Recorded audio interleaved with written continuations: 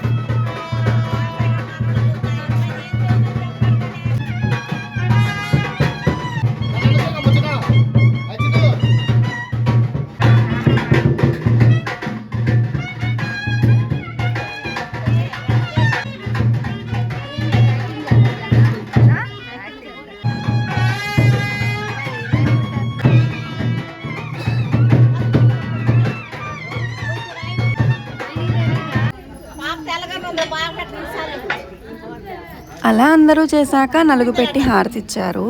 నలుగు పెట్టిన ప్రతిసారి హారతప్పుడు పాట పాడమనేవారు కానీ ఎవరు పాడేవాళ్ళు కాదు. ఇంకా మేళం మోగించే అంకులే పాట పాడేవారనమాట. ఇప్పుడు కూడా పాడమన్నాం అందుకని.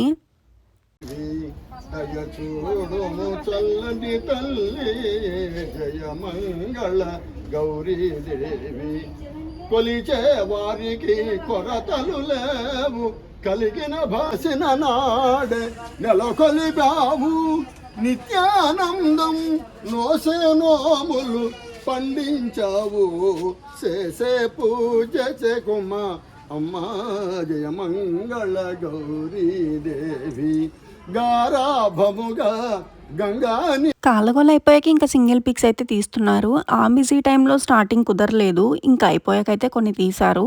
ఇంకా ఫ్రెష్ అయిపోయి మళ్ళీ అయితే పెళ్ళికూతురుగా చేస్తారు. పారాని అయితే పెట్టించుకుంటుంది. నెక్స్ట్ ఈవినింగ్కి కావాల్సినవి అయితే ప్రిపేర్ చేస్తున్నారు. పానకాలు కావడి ఉంటుంది కదా, ఇంకా దానికోసం అయితే బెల్లం కొడుతుంది అత్త. ఇంకా పక్కనే మిరియాలు అయితే నూరుతున్నారు.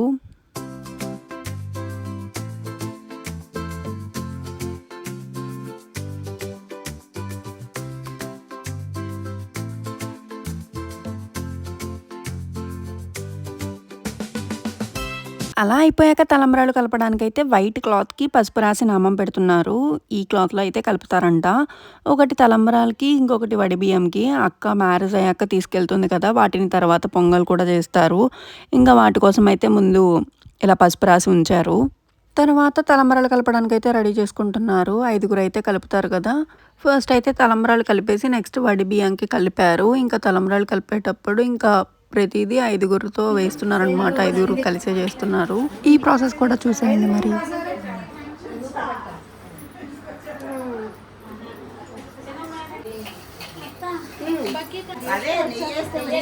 కొంచెం నెయ్యి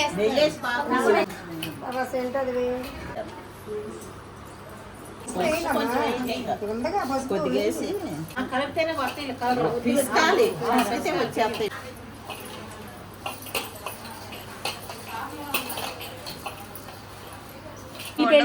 చెల్లెలి పెళ్లి ముందు అవుతే గానీ అక్క పెళ్లి అవ్వకపోతే చూడకూడదంట.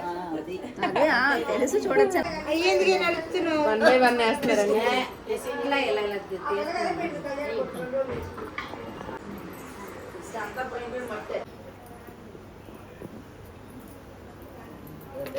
మళ్ళీ మొక్కలేసి